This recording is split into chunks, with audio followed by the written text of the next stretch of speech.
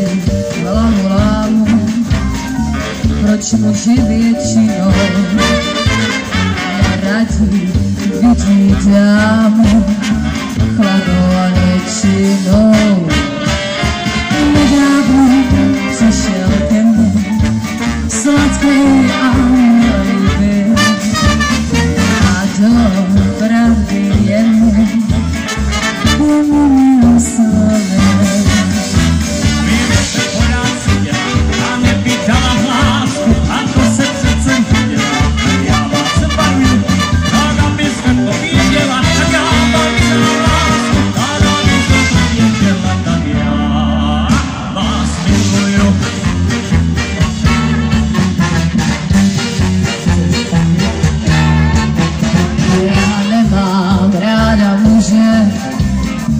Kteří se vnitřují za prachy oni užem, si štěstí kupujou.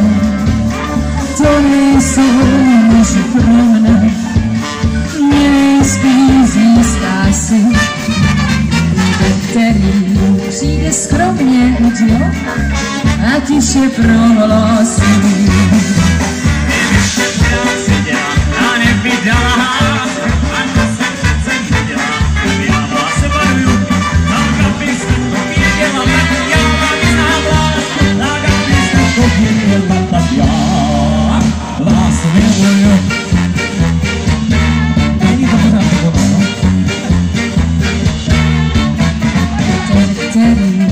Přišel včera do naší ulice za večerního šera, byl hezký velice, oči mu něžně planou, jak se tak tiše ptá.